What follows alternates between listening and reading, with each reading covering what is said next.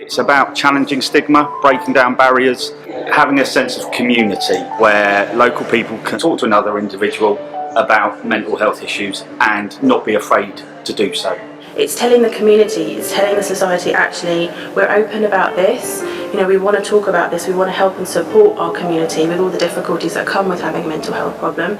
Trying to welcome people with mental health needs, trying to be alongside them, because actually we have mental health needs and issues ourselves, and we fool ourselves if we say we don't. It started literally with myself and Sue Ball, and what we did is we just sent invitations around inviting people to come along who were interested in a week about mental health awareness. We've had at least 450 volunteers who've given their time freely to run talks and workshops and creative experiences, or to try and break down stigma about mental health issues, to normalise it. We all know what to do if someone breaks their leg, if someone is hurting in their mind or heart. What do we do? How can we make a difference? Anything from depression and anxiety, borderline personality disorder or schizophrenia, it affects literally every single person in some shape or form, either themselves in some way or a loved one or friends. So I think it is something that we should be made more aware of, understanding of the difficulties that people have as well. People assume that people who become psychotic are dangerous. This is the theme that is constantly picked up on in the media. As in, is it any surprise that the general public are then fearful when we talk about psychosis? To understand more and learn some information as well, so that they maybe not feel so as isolated or feel that they're the only one that this is happening to. There's no discrimination whatsoever, which I find is really, really cool, because you can just come in and talk and just be who you are, what you are, wherever you are. Meaning we're all caught in different situations in life, kind of thing. By 2030, depression is going to be the #1 illness in the world. Love Me, Love My Mind offers support for people who would not get this support from any other services. Epsom Mental Health Week is a fantastic credit to the community in Epsom working to embrace people with mental health, challenging stigma that so many people feel as a result of feeling unwell through either emotional distress or a diagnosed mental illness. 1 in 100 people will experience schizophrenia in their lifetime. It's very important to kind of bring awareness to mental health problems, how much it affects so many different people, and also kind of the stigma around having a mental health problem, because I think that is quite a huge problem. I think it stops a lot of people from seeking the help that they might need, talking to others about what's going on. With mental awareness, I think the hardest thing is that it's very much invisible. Love Me, Love My Mind helped me, because actually I initially went to the drop-in, which was a Monday night. There was food there, there was pleasant people, very welcoming. If they weren't there at 4:30 in the evening till 7, for instance, when the services are closed, the only place you can go is Safe Haven and also A&E. Now, you don't really want to go to A&E because you're going to be an inpatient. They have a Wednesday drop-in as well, which is very good for depression. It's more listening, it's more friendly, it's more empowering. A nice safe place to go, you can do activities and have a meal. You get to know people.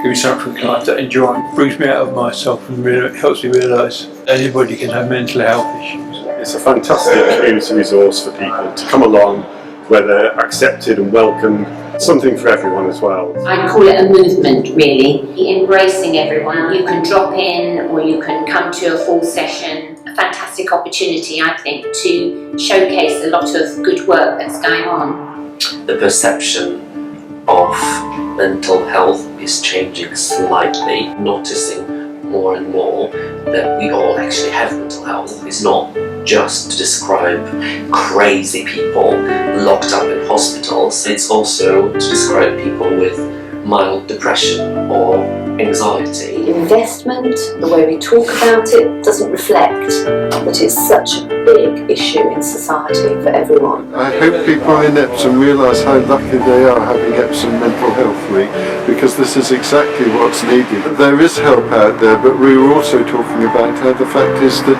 so many people don't get help. It's good to talk, and that's Love Me, Love My Mind. I think the title says it all.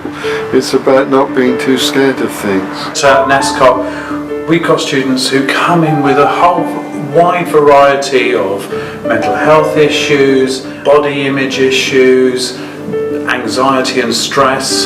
Some of them are carers for parents or siblings who are suffering from a whole variety of illnesses, diseases and disabilities. They're going through adolescence and they're finding themselves, finding their sexuality, their preferences, changing peer groups, changing school settings, to actually just stand back and say, you know what, it's all difficult, it's all stressful, but I can cope with this. We're working with Mental Health Week and raise awareness that this local charity is based here, that they can go to their meetings and also get support and talk to other people about their issues as well. We're having the graffiti wall, a project that's done by students, but it's also open to the public.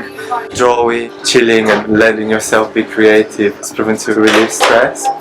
Depression, I think that's a really key one that lots of people don't like to admit to. When you do admit to it, people are often discarded. They don't know how to cry out for help. There are a lot of stereotypes, and so a lot of people don't want to admit to mental health issues because of those stereotypes. It's very hard to acknowledge that you're not alone, but you're not, and an event like this are very key to point out to people that a lot of people are around you and supportive of you and loving of you. Yeah, I think it affects everyone. You don't have bad mental health or good mental health, you just have your state of mental health. For me personally, creativity is the saviour.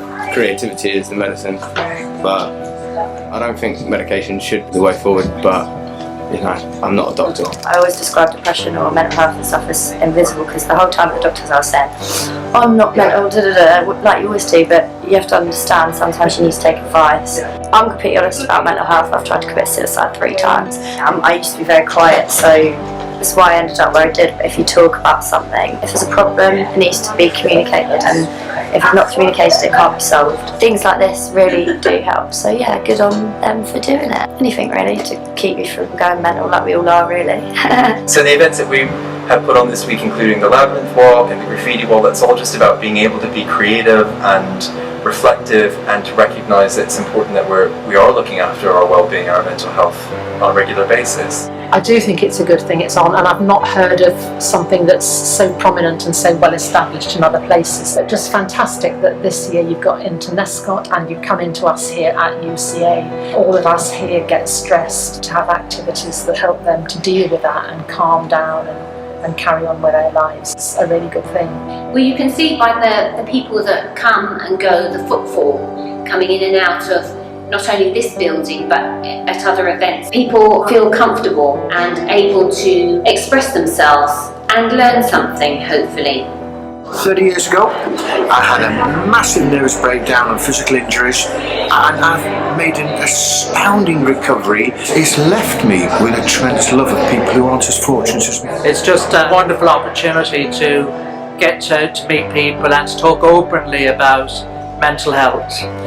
Sue and Alan and a lot of other people down Lovely Love Mine helped me along the road to recovery and give me some good advice, and also the Speak Up group on Wednesdays has been a massive support. I picked up some good ideas in that right and learned to live my life as it should be led without the bad things in my life. If we can help one individual in mental distress feel a bit of relief or give them a safe place to come and talk about their illness, then we've kind of achieved what we were planning on doing. So congratulations to Love Me, Love My Mind.